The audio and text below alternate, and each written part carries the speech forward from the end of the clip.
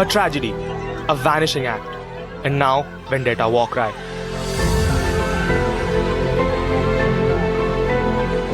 Superstar Vijay, missing in action since Stampede at his Karur rally on Saturday, broke his silence on Wednesday evening, 4 days after 41 of his fans lost their lives.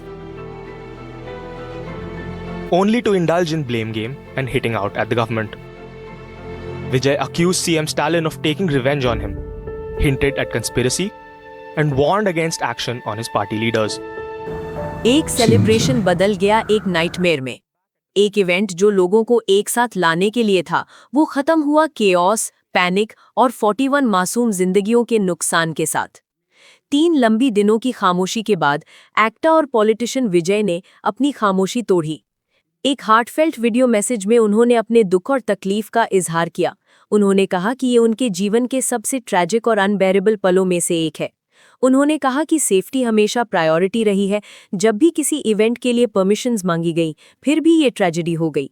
उन्होंने हर परिवार को, जिन्होंने अपने अपने खो दिए, अपनी श्रद्धांजलि दी और जो हॉस्पिटल में लड़ रहे हैं, उनके लिए दुआएं की। विजय ने वादा किया, बहुत जल्द मैं खुद फैमिली से मिलूंगा और उनके दुख को बांटूंगा।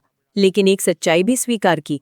करूर के टेंस माहौल की वजह से उन्होंने कहा कि उन्हें पुलिस प्रोटेक्शन की जरूरत है फैमिली से मिलने के लिए। उनकी पार्टी ने कोर्ट में पिटीशन भी दाखिल किया है। Earlier in the day, Vijay's aide Adhav Arjuna made a provocative post calling for a Nepal-like Gen Z revolution in Tamil Nadu, only to hastily delete it as it triggered a massive backlash. He was later seen avoiding questions. Karur tragedy has set the script for the Tamil Nadu political thriller next year. The DMK is going all out to paint Vijay as the villain of the piece, as opposed to larger-than-life messiah of the poor image he had on screen. Can Vijay make a comeback from the Stampede setback? The election season in Tamil Nadu has well and truly set in. NDTV Bureau Report.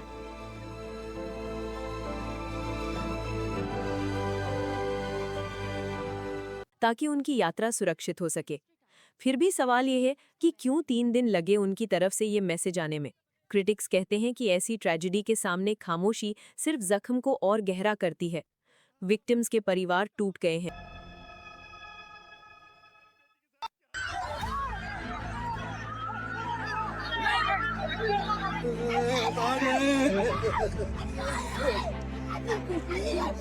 कुछ कहते हैं कि venue ही unfit था इतने बड़े gathering के लिए।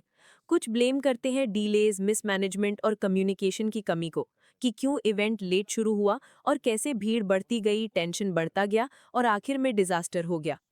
अब गुस्सा दोनों तरफ है, एडमिनिस्ट्रेशन पर भी और विजय की टीम पर भी।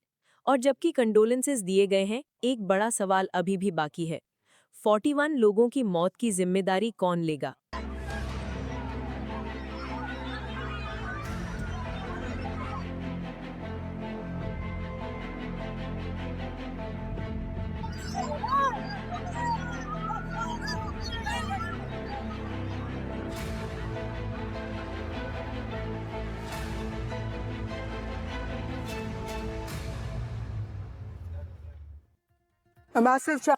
तमिलनाडु गवर्नमेंट ने एक 1 मैन कमीशन बनाया है इन्वेस्टिगेट करने के लिए, लेकिन ऑपोजिशन जैसे बीजेपी डिमांड कर रही है एक इंडिपेंडेंट प्रोब जो एक सिटिंग सुप्रीम कोर्ट जज के अंडर हो, ताकि पूरा सच सामने आए।